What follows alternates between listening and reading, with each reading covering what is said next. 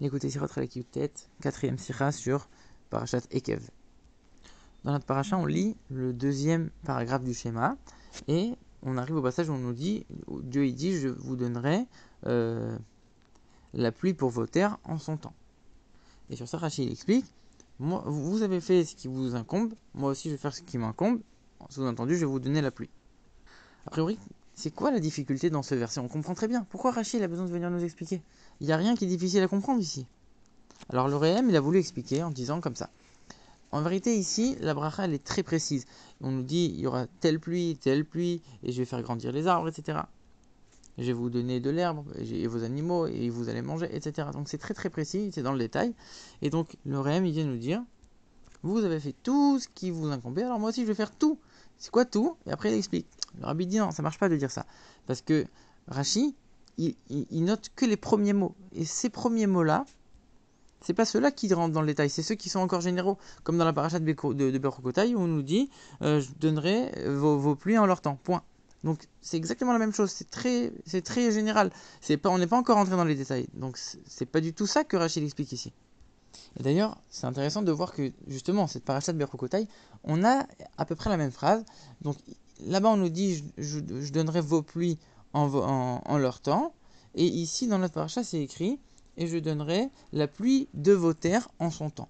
Et là-bas, qu'est-ce que Rachid dit par rapport à chez nous? Rachid, chez nous, il dit comme ça. Il dit, c'est quoi en son temps? C'est pendant la nuit, pour pas que ça vous dérange. Et après, Rachid donne une deuxième explication.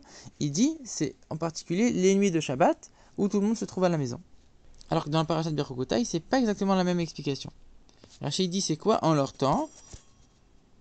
C'est quand les gens n'ont pas l'habitude de sortir, comme par exemple les nuits de Shabbat. Donc il y a plusieurs différences. Le Rabbi va noter toutes les différences. Déjà, dans Berokotai, Rachid donne une explication. Chez nous, il en donne deux.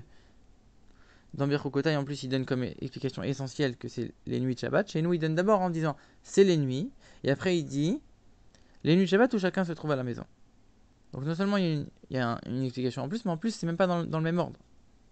Dans Berokotai, il dit quand les gens n'ont pas l'habitude de sortir, comme par exemple les nuits de Shabbat, et chez nous, il inverse. Il dit d'abord les nuits de Shabbat, et après il explique quand les gens sont chez eux.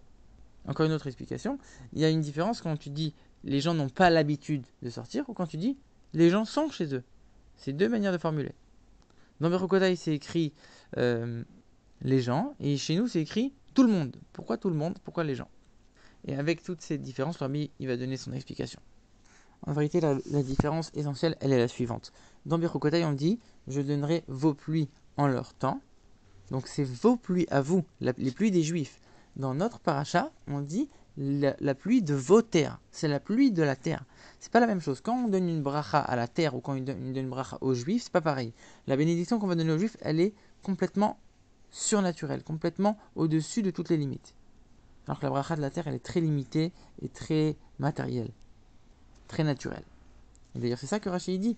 Vous avez fait ce qui vous incombe, moi aussi je vais faire ce qui m'incombe. Sous-entendu, vous avez fait juste pile poil ce qui vous incombait, sans un gramme de plus, juste ce que la Torah demande, point.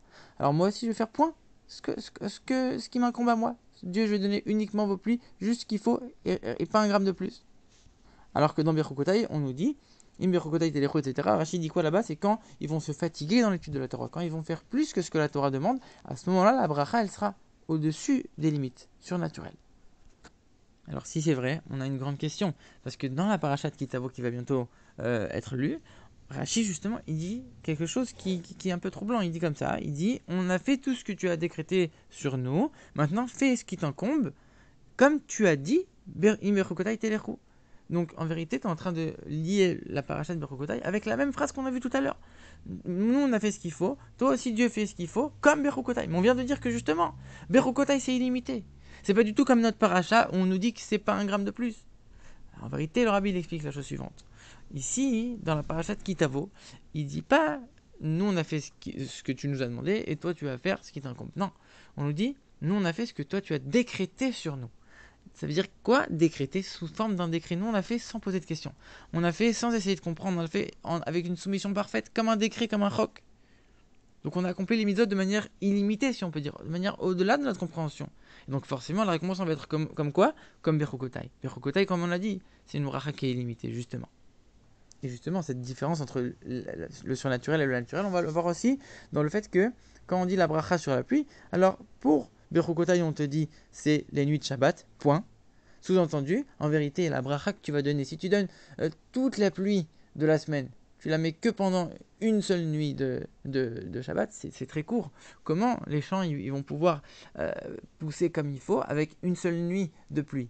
En vérité, on voit qu'il y a quelque part un peu de miracle. Alors que quand c'est notre paracha à nous, on nous dit les nuits. Sous-entendu, il n'y a pas de différence ici. On est encore une fois dans les règles de la nature. Donc maintenant, ici, on voit que la bracha, c'est quand la pluie, elle arrive à un moment où on n'est pas dehors. Donc en vérité, on s'en fiche que ce soit pendant Shabbat ou pas. Ici, l'essentiel, c'est de venir nous dire la pluie, elle est quand il n'y a personne dehors. Et donc, c'est pour ça que Rashi commence d'abord en disant quand les gens n'ont pas l'habitude de sortir, c'est ça l'essentiel, surtout quand on n'est pas dehors. Et après, il explique, comme par exemple les nuits de Shabbat. Donc, il dit d'abord en premier et Shabbat en deuxième. Alors que dans notre paracha à nous, encore une fois, on parle de la terre, c'est la pluie de la terre. Donc, tout est fixé par rapport à elle. C'est quand on va travailler la terre, c'est quand on ne va pas la travailler. On a l'habitude de la travailler sur tout le jour et de ne pas la travailler la nuit. Donc il nous dit quoi? Donc c'est essentiellement la nuit. Mais ça ne suffit pas de dire uniquement la nuit. Cette explication n'est pas suffisante parce que quand tu dis Beito, alors en son temps, ça veut dire la nuit. La Torah a très bien pu dire la nuit. Pourquoi la Torah s'est empêchée de dire un mot contre un mot? D'un autre côté, ici, c'est pas précis. Tu vois très bien que pourquoi c'est la nuit? Parce que c'est des moments où on ne travaille pas la terre. Donc c'est pour qui? C'est pour que nous, c'est pour que nous, on ne soit pas dérangés quand on va aller travailler la terre qu'il pleuve. Donc en vérité, la bracha, c'est pas seulement pour la terre, c'est indirectement, c'est pour nous. Et donc Rachid a besoin d'amener une deuxième explication pour venir nous dire, première explication la nuit, deuxième explication, les nuits de Shabbat. Parce que finalement, la bracha, elle est quand même pour nous, pas seulement pour la terre. Et puis la nuit tout seul, c'était pas assez précis. Donc c'est pour ça que dans notre paracha, il y a deux explications et que Rachid les met dans cet ordre-là. Et Rabbi, il explique les dernières différences qu'on avait eues. Finalement, dans Bechukotai, on parle de, comme on l'a dit, ceux qui se fatiguent dans l'étude de la Torah, ceux qui font au-dessus de la nature. Donc c'est qu'une petite catégorie de juifs, c'est pas tous les juifs.